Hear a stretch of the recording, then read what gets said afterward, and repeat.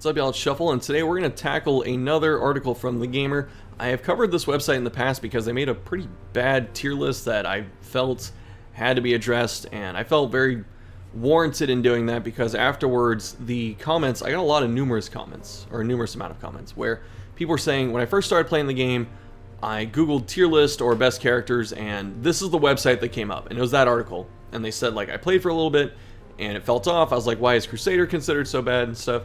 So I think that the games journalism sphere is a bit tough, honestly. I remember I was looking into games journalist jobs a few months ago when I needed some extra money, and a lot of them, when you look at the job applications, they say that they require about 50 articles a week. That's over one a day. That's hard.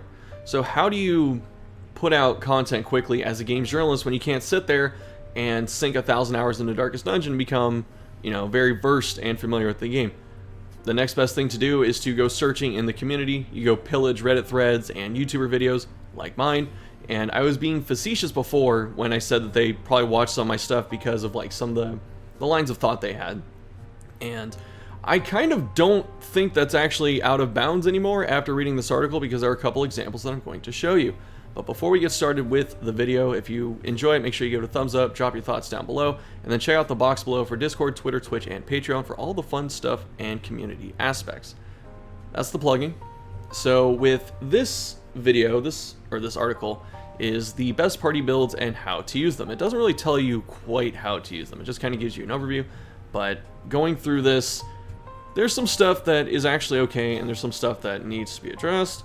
And we're going to do it because this kind of content, my voice cracked, this kind of content is fun, and it's easier to produce on my end, and I think it's a nice change of pace. So we're going to do this again. So with Darkest Dungeon, they just explain what the game is, a little overview. And right here, this first thing pops out at me because who did something like this, where they had the outline of the curio in the background and stuff like that? I don't know. Kind of looks like what this dude did. But to be fair, a lot of people had the idea of outlining sprites and using them as art for video, so it's not exclusive to me. And so I don't really think they copied this from me per se, but it's a funny coincidence. So each dungeon requires a different strategy. There are unique monsters, paths, options, and you will have to change up your party composition regularly if you're going to succeed. This is true. Pay close attention to resistance and healing. Also true. These are usually the factors that split a successful run from a dungeon disaster. Whether it's the first time you're venturing into the ruins or you're trying to conquer the warrens for the umpteenth time, here's a guide on some of the best parties for each location in Darkest Dungeon. I'm glad that they say these aren't the quintessential best parties, because it's really hard to say what is the best team for every situation.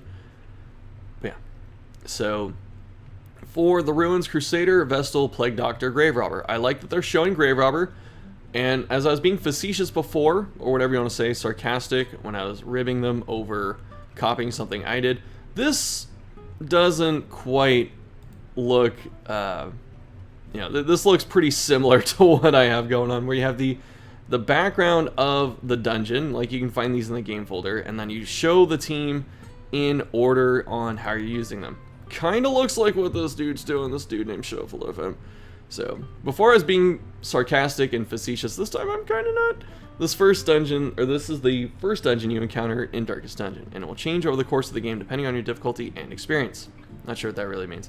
I guess it means the difficulty of the region. Like, when you get to Veteran, more enemies show up. When you get to Champion, more enemies show up. That makes sense. For brand new players, here's a good sample build to get you started. I don't know why this isn't the usual suspects. That team handles ruins pretty effectively, so I don't know why they're really... they're dumping Grave Robber, who is a harder character to play, on new players who don't really understand the game yet, so I feel like this is kind of not good. This is like kind of an intermediate thing, but let's see. Cats? It's always the cats, dude, I swear to God. So the Crusader excels in the ruins due to his boosted damage against undead enemies. True. Since there are a whole bunch of skeletons roaming around the ruins, there's a well-known meme build that just stacks 4 Crusaders. I wouldn't say it's a meme, it's pretty effective there. But this requires a little forethought with trinkets and quirks, something you cannot think of or think about at the start of the game.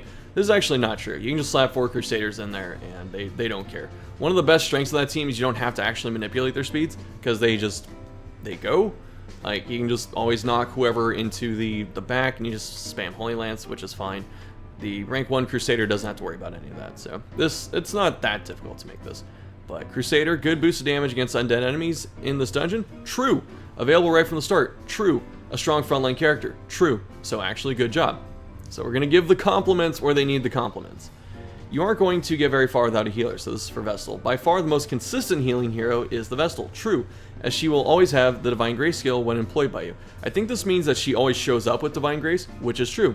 This is a targeted healing ability that can heal between 4 and 9 HP on a hero of your choice. That is a huge range. That is probably like the lowest end to like the top end at champion, so like apprentice to champion, that's a bit misleading.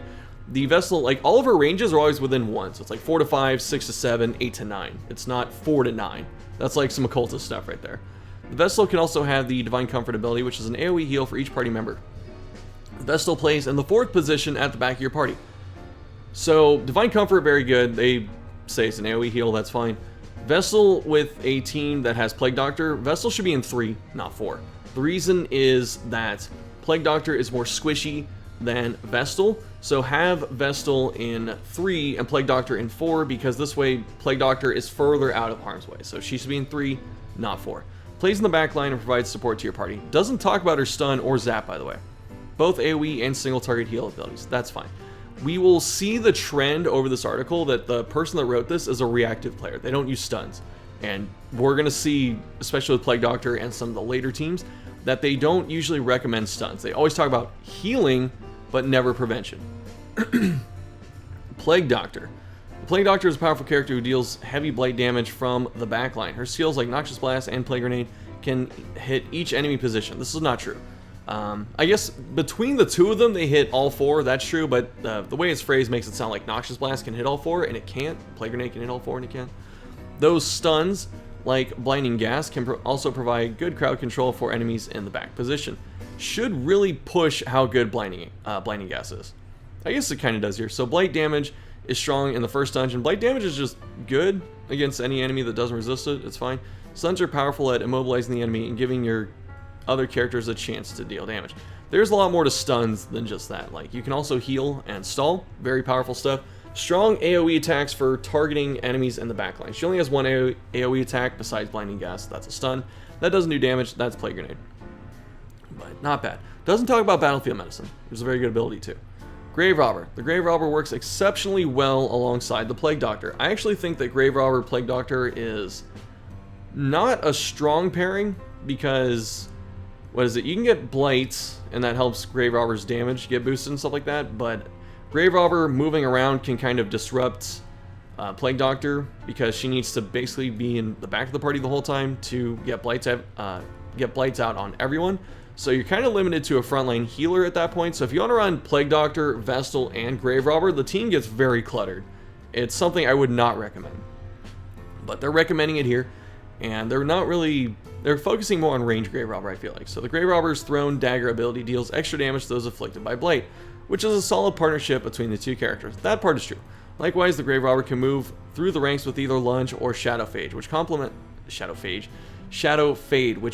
the Crusader's own maneuverability. Crusader is not moving in this team. You have 2 backline heroes, and you have Grave Robber who can dance. Crusader is solidly staying in rank 1, otherwise you're going to mess up this party. So when they're talking about how Grave Robber can move with Crusader, that's true, but it's not in this team. This is not a dance team. This is a, like, set in stone, no one's moving team. You should be able to balance your team against any kind of foe. That's kind of a general statement. I'm not a huge fan of general statements. Offers strong synergy between Plague Doctor and the Thrown Dagger ability. There's also Lunge, which this person doesn't seem to use Lunge. I don't know. Like, they talk about it, but then they really focus on Throw Dagger. So it's like, where's your rank 1 damage? Then Grave Robber can move through the ranks, swapping out with the Crusader if needed. This team cannot dance. This is not a dance team, so that's not good information. You should have, like, different characters if you're gonna run a dance team. Like, Crusader and Grave Robber are very good together. That team specifically, not for dancing. Best party for the Warrens: Houndmaster, Bounty Hunter, Jester, Flagellant. Does not have the Warrens background. Very sad about that, but I understand it. Also pretty funny how they talk about having the need for a healer in the first one, and the only healer here is Flagellants, and they don't even describe him as healing. So while Blight may excel in the ruins, it'll be no use to you inside the Warrens. Enemies are heavily resistant to Blight. You can still Blight them. which means you'll need to change your party composition and your playstyle. Here's a rough guide on what to go for. You're telling me these are the best teams. Don't tell me it's a rough guide. Tell me it's the best guide. Gotta be consistent in your message here. Houndmaster is almost a must pick for the Warrens. This is true. He gets a damage bonus against beasts, of which there are loads inside the Warrens. I'm going to say a lot. And his ability, Hound's Harry, inflicts bleed to the entire enemy party. Perfect for the Warrens, I guess. Lastly, the Houndmaster can be used to reduce the stress of your party with the Cry Havoc ability, and stress is a huge factor in the Warrens. So the Houndmaster boosted damage against beast enemies, very good to call out. So well done, because that does matter quite a bit, and also the bleed damage is relevant in the Warrens. The thing here about using Cry Havoc, you already have Jester on the team. You don't need a second stress healer, really, but this is what I was saying before, that this player, whoever wrote this, does sound like they're a reactive type of player. They're not a proactive type of one. So they don't talk about stuns. They talk about healing, which is a bit harder to do because the values aren't as... Like, the healing values aren't as high as the damage values. So you have to stall to get the most healing. Big damage boost against beasts, important in this dungeon. True. Cry Havoc reduces stress in the Warrens, which can be run-ending. Stress is actually not the biggest factor in the Warrens. There are the Drummer Pigs, which do an okay amount of stress, and then there's the Spitter Pig, which does a fair amount of stress, but it's the disease that it inflicts that's more detrimental. The thing that kills you in the Warrens is the damage. There is a lot of damage in this dungeon, from Butcher Pigs, Hook Pigs, Skyver, Big Worms, Swinotar.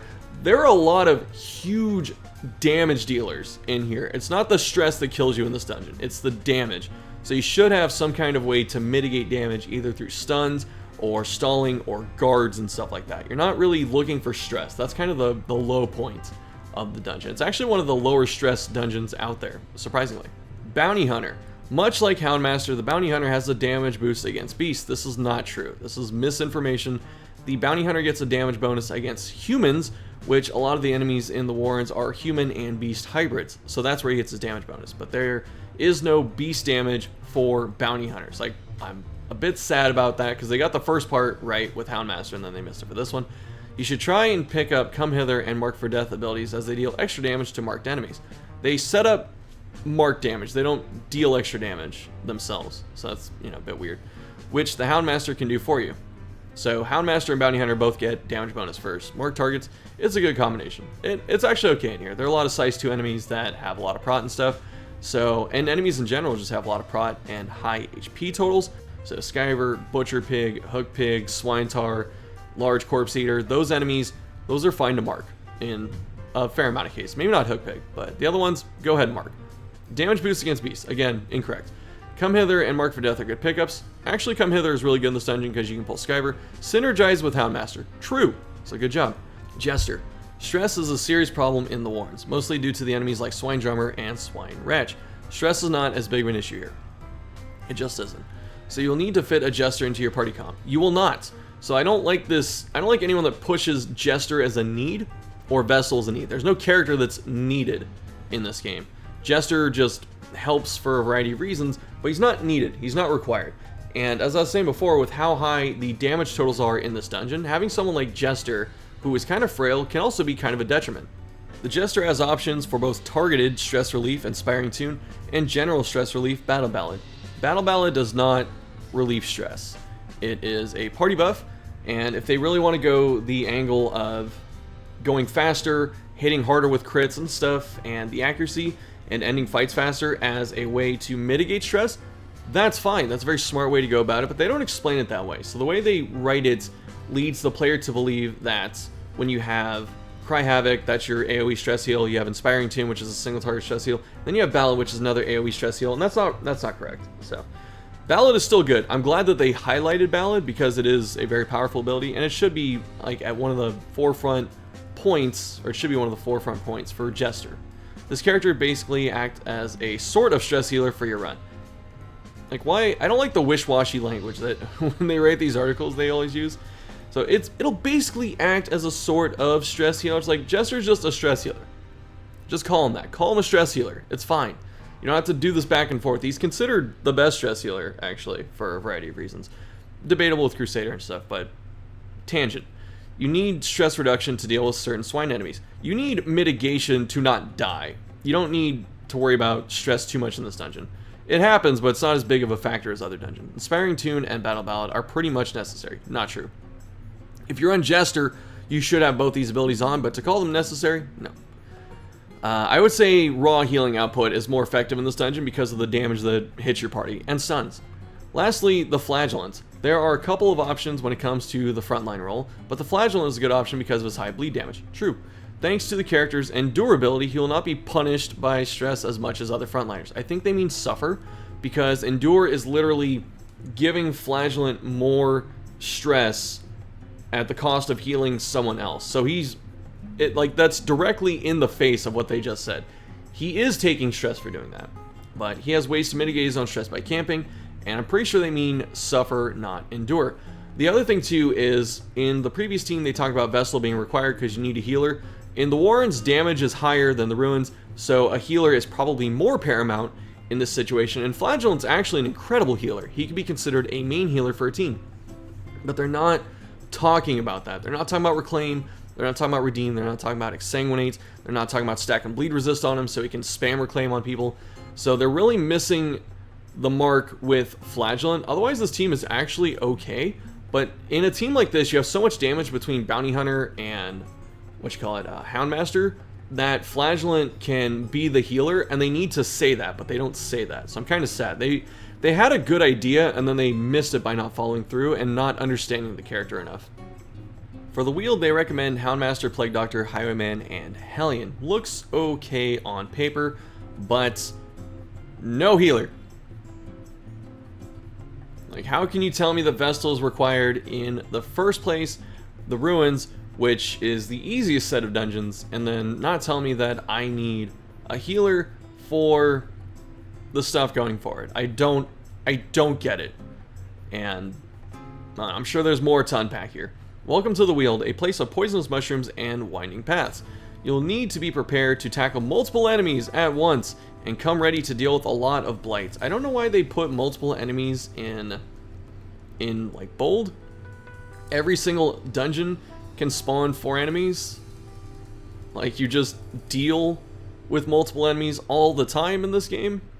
I'm thinking maybe they mean that in the Weald there's, like, you have to prepare for a lot of stuff. Like, enemies have prot all over the place, enemies have blight, there's disease, there's blight, and there's, did I say blight twice? And there's stress. So there's just a lot of stuff to tackle here. I use their word. So maybe they're referring to that, but again, not really well explained. And there's a fair amount of blight. There's not, yeah, there's a good amount of blight. Okay, we'll let it go. Highwayman. Pretty much every guide for new players recommends that you start with the Highwayman.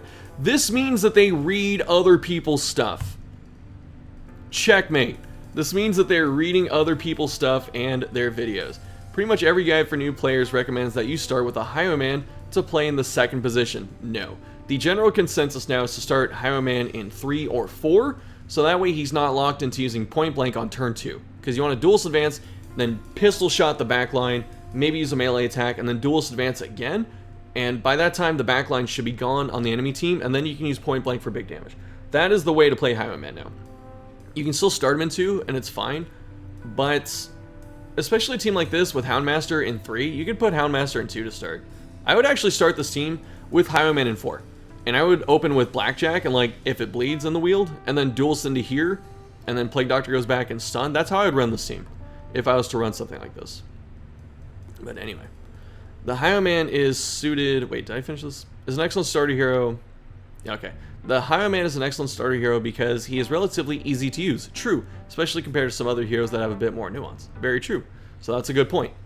The Highwayman is suited to his position as a second in your party because of his ability to move through your roster. There are 2 skills that let him do this. Duelist Advance, which moves him forward, and Point Blank Shot deals a significant damage, and will move him backwards, or move him back into his favored second position. So, this is true. He can self-dance by doing this, so I personally wouldn't recommend going with Point Blank in the Weald because a lot of enemies have prot up front. You have, you have Sword Bandits, they have prot, you have Big Slimes, they have prot, you have the Fungal Scratchers, have an absolute boatload of prot, so using Point Blank on those is pretty weak, which is why we'd probably start Highwayman in 3 or 4. A simple strategy for the Highwayman is to have him rotate in and out of the first position. With a team like this too, where Hellion needs spot 1, There's a lot of anti-synergy here. I would actually never let this character get into 1 if I could help it, because I want to use Bleed Out with a team like this. I want to use Iron Swan. If it bleeds, Bleed Out. That's how I'm going to be playing this team. And putting Highwayman into 1 takes me out of both Bleed Out and Iron Swan. Not good.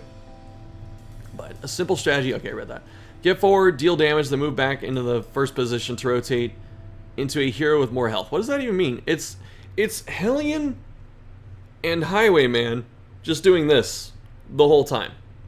You can't point blank out of 2. Hellion doesn't have that much more HP than Highwayman, so I don't get it. I don't get that statement, but whatever. Hellion is a very robust frontliner who excels and can only really play in the first position. You just got through telling me that I have to run Highwayman in and out of the first position. And then in the next paragraph, 2 sentences later, you're telling me that I have to run Hellion, who's only good up front. Why am I running these 2 together? Come on. So she provides some great stunning ability, true, thanks to the powerful Barbaric Yop. This is extremely useful when you're dealing with multiple enemies at once. Yes. Iron Swan is also very useful for taking down the blight-induced enemies on the backline. This is something I've actually moved away from. As good as Iron Swan is, I think that because of the fungal artillery that get a large amount of prot and have a decent amount of HP, I think Iron Swan is actually not that strong against them. I'd rather use If It Bleeds on rank 3 to get a bit of extra damage that goes through the protection.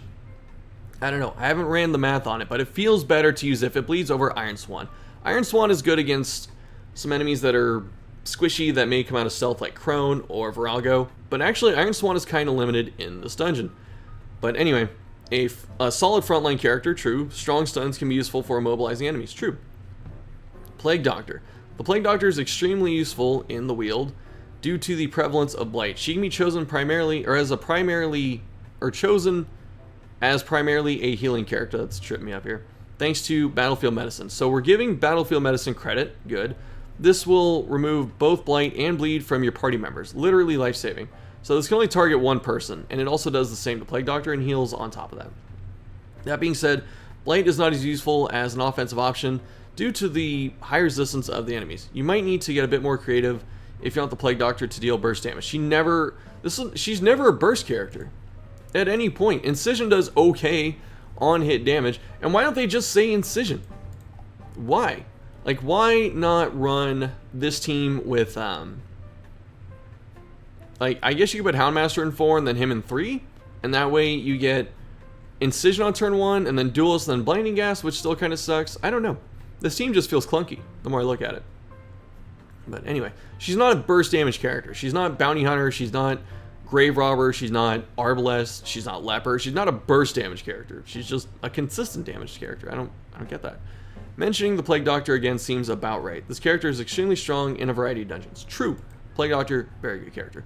Blight is not as powerful as other dungeons, but the healing abilities are reliable. She has Incision, and stuns win everywhere. They do not talk about stuns enough. They have a couple times, but they don't talk about them enough. Because that's why you take Plague Doctor here. It's Battlefield Medicine, and it's stuns. Those win. But Houndmaster. Houndmaster finds his way into this party composition because he can deal well with the fungi that like to hang around in the backline enemy composition, I guess. There's no mention that, what is it? He gets the beast damage bonus against the rabid dogs and the unclean giants, which both have beast subtypes. So that's the other reason Houndmaster's good here. The bleed damage is nice too. Just use the target whistle to send his hound to the back. Target whistle's a debuff. You attack afterwards, and mark is a strategy where you don't usually want to set yourself up, because that feels kind of bad. So when you have to mark, and then next turn attack, you're not really gaining that much damage. So you want to do like a mark party.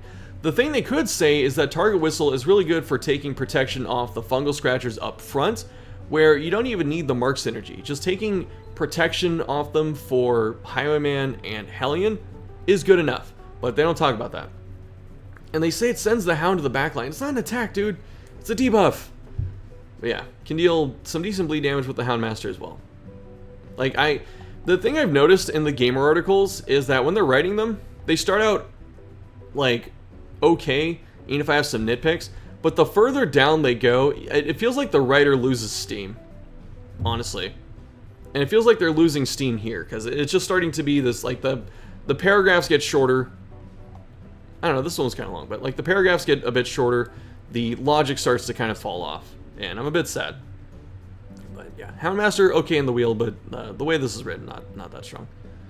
The Cove is a cruel place if you're not prepared. A few things to remember about this dungeon is that bleed is not effective against fish enemies, must be something to do with their scales, and many enemies fall into the Eldritch category. These are good tips.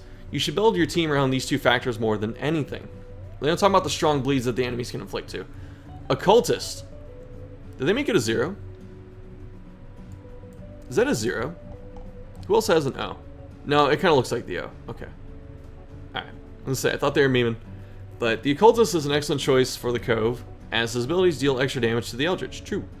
Simple abilities like Sacrificial Stab and Abyssal Artillery can be very useful. If you play carefully and come prepared with bandages, the weird reconstruction skill can also be extremely useful.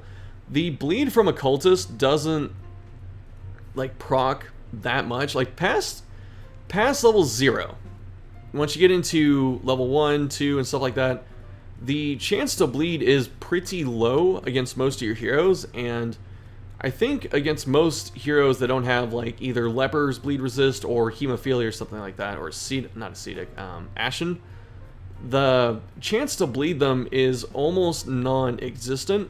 So you should be bringing bandages to the Weald for Uka Crab and Octocestus and Jellyfish. It's not for Cultist healing.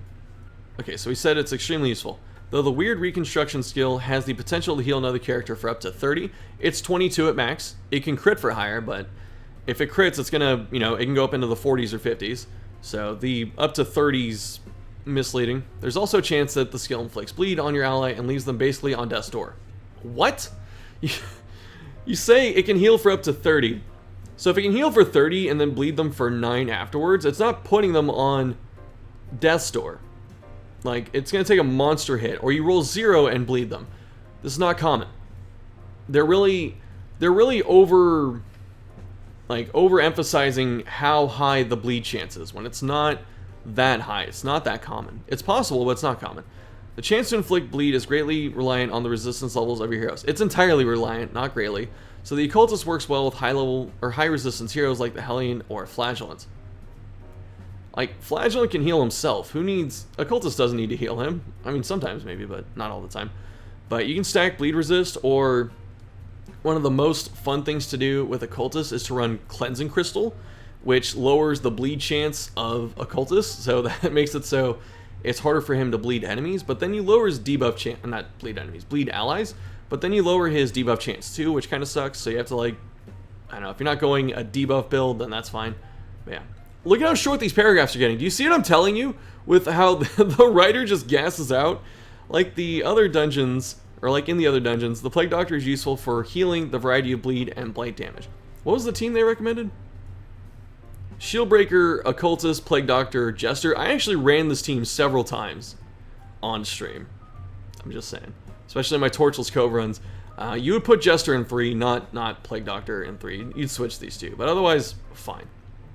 Also, it's talking about putting Occultist up front. It's talking about Abyssal Artillery, which he can't use up front. It's not talking about Hands from the Abyss. This player just doesn't stun. I'm convinced. They don't use stuns. Like in the other dungeons, Plague Doctor is useful for healing the variety of bleed and blight damage. There's no blight damage in the Cove. You'll experience in the Cove. There's no blight damage in the Cove. There's bleed. And no, like, they talk about bringing bandages to heal weird reconstruction, but they don't talk about battlefield medicine to cure the bleed as well, which is just missed opportunity. It's free real estate. The Shield Bearer. Yes. The Shield Bearer is... Oh my god. Oh, this hurts me. It's Shield Breaker. They even got it here. The Shield Breaker DLC. Am I tripping? Am I actually... It is Shield Breaker. I was thinking, am I just wrong? Was I wrong the entire time? No, it's Shield Breaker. Okay. Alright, we're good. So... Shield Bearer is a great early game frontline character.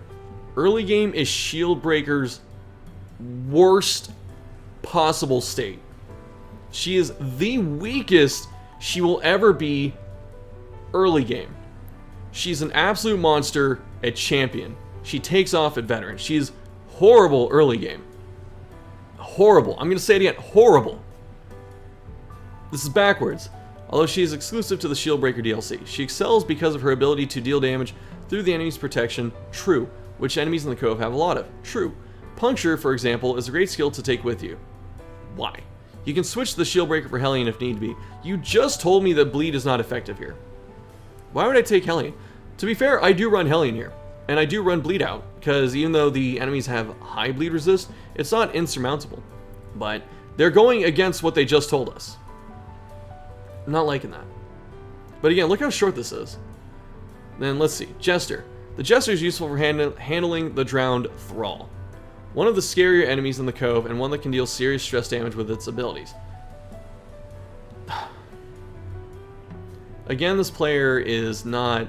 They don't stun. They just let Thralls pop. That's what I'm hearing. Although they did make it to champion, because they talk about the Ghasts and Drowned Crew and Siren will also deal stress damage. Yes. So it's a good idea to come prepared with the Jester. But again, Jester's a bleed hero. And bleed is resistant here. Why?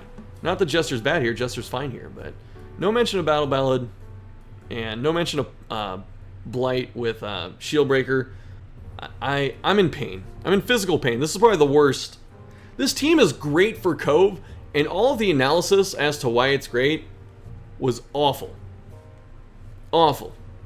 In conclusion, knowing which party is best suited to each dungeon definitely gets more complicated as the game progresses. In some fights, as an enemy's high stun resistance might render the Hellion much less useful. For example, Hellion's the damage dealer, the stun is secondary.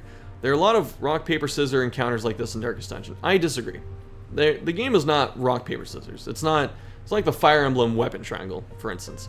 The heroes above are a great starting point for your first run into the dungeons, though, and should provide you the balance, or should provide the balance you need to start upgrading your party. Let's see.